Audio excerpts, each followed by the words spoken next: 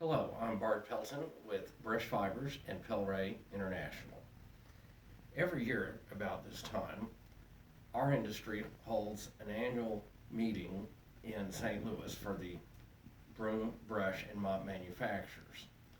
At this meeting, I'll usually give a presentation on foreign exchange and commodities and how they impact our industry's raw material prices. Some of you have asked to see what I would have presented this year when our meeting got canceled. So I'm recording this for you now.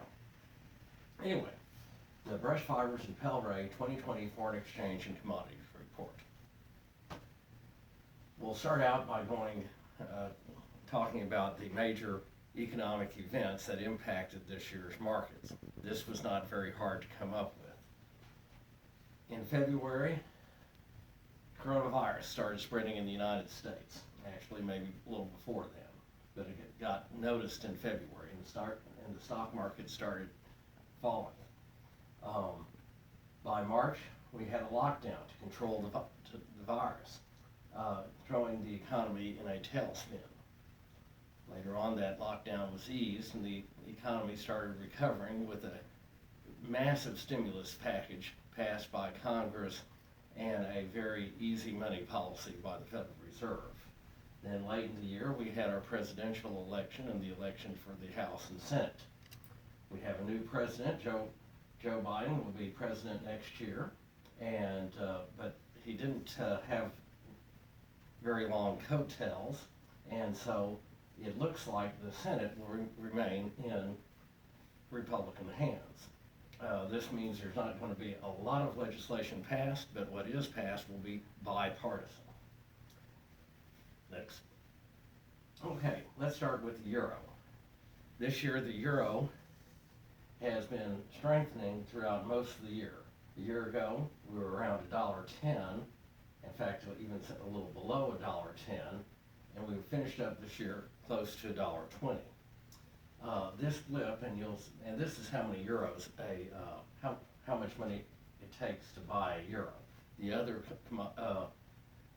charts will be the reverse with the how much of the foreign currency the U.S. dollar will buy. And one thing you'll notice here from February to April on all these charts, you'll see a big blip when the market got rolled by COVID-19. The next chart is Mexican peso. From Mexico, we import brooms, broom corn, mop yarn, metal handles, Tampico fiber, all sorts of products for the broom, brush, and mop industry. And so the exchange rate has a big impact that we pay for prices of goods coming out of Mexico.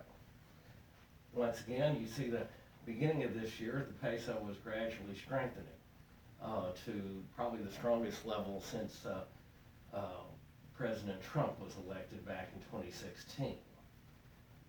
Then the markets got hit with the coronavirus scare, and you see the peso quickly jumped from 19 to 25, a devaluation of around over 20%.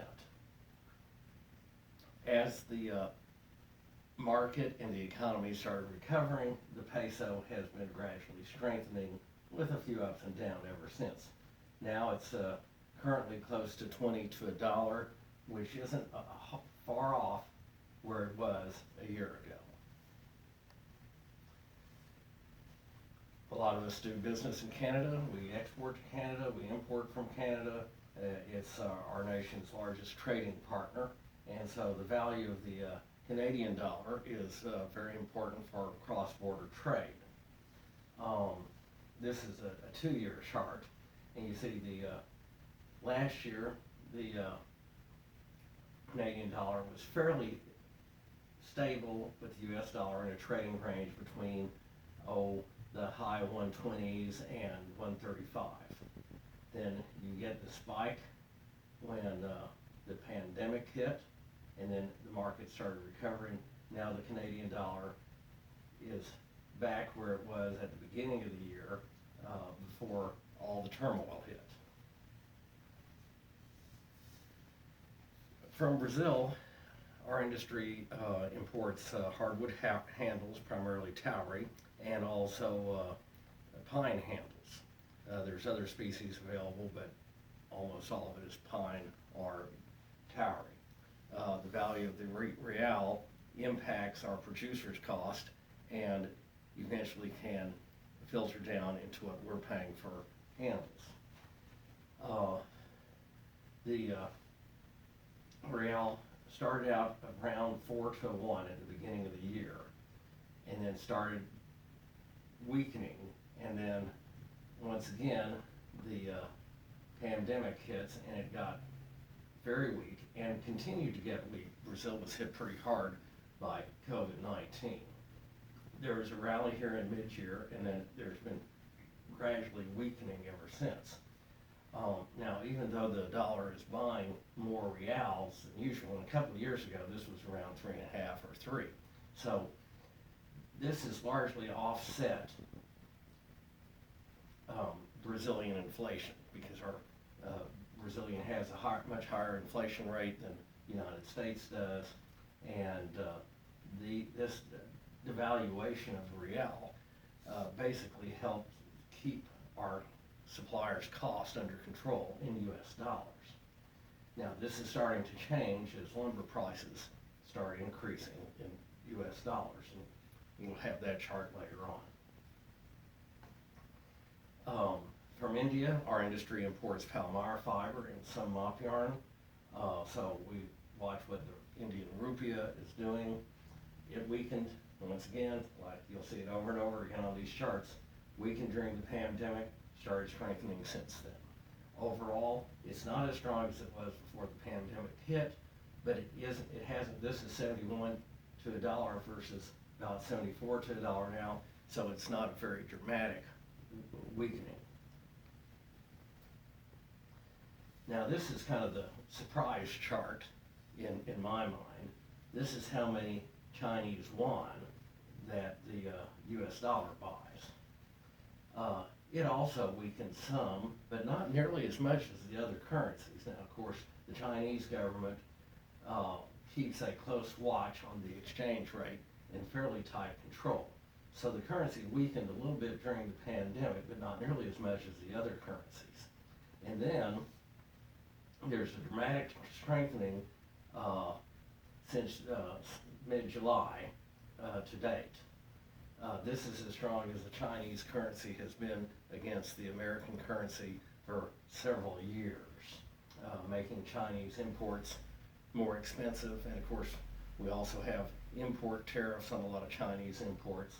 And now ocean freight has been going up.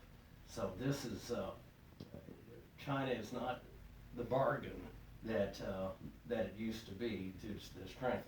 Now, in some cases, the Chinese suppliers to this industry have cut prices to remain competitive in the North American market, but they're fighting a battle against the exchange rate right now, not the currency manipulator you would expect.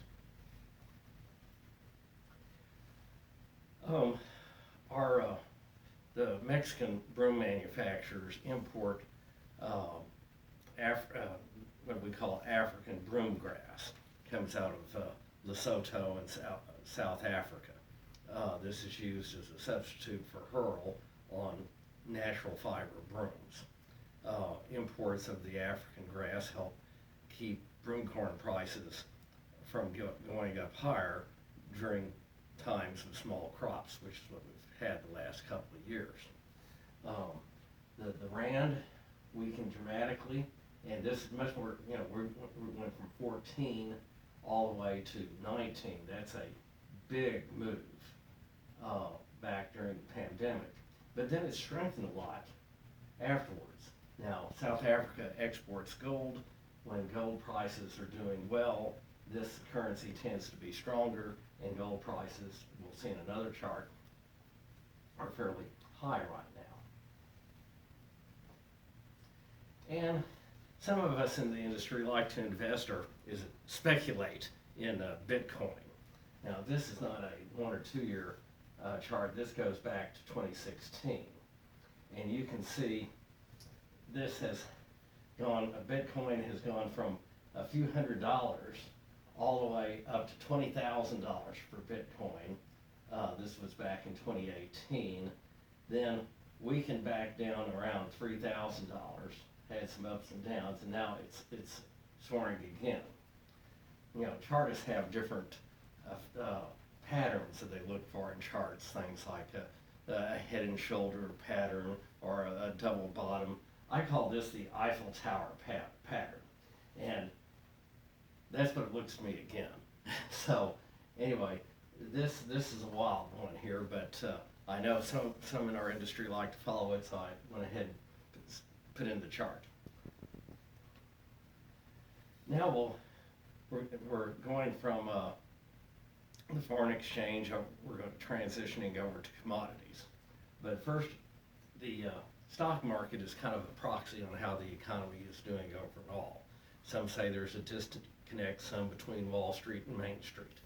But typically, if the stock market's doing well, the economy will follow. And if the stock market's doing poorly, the economy's following. And here, even before the lockdowns imposed, the stock market crashed in March. This was a huge move down when the implications of the pandemic and the lockdowns began to take hold. The stock market started moving down before a lot of people realized how much trouble we were in. Down here at the bottom is when the Federal Reserve stepped in and the government passed the massive stimulus package. That helped foster the recovery that we've seen since then. That, as well as, you know, opening the economy back up. So it's been a wild ride, but if you notice, we're about where we started. Next. Now this is something that I think bears watching. The fiscal stimulus, the government spending, the bailouts, the extra unemployment benefits, the $1,200 per person stimulus payments and stuff like that. That was all paid for with borrowed money, and a lot of the government debt was purchased by the Federal Reserve monetarizing it. Our money supply is currently 23% higher than it was a year ago. That, as the economy opens up and the pandemic eases when the vaccines are commonly available and stuff like that, all that extra money is likely to show up in higher prices. In fact, it's already starting to show up in higher prices. Will the Federal Reserve and the federal government have the discipline to take some of this money off the table before we start experiencing high rates of inflation?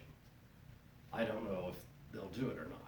And the other part of it is, if you take it off the table too fast, you'll cause a recession. So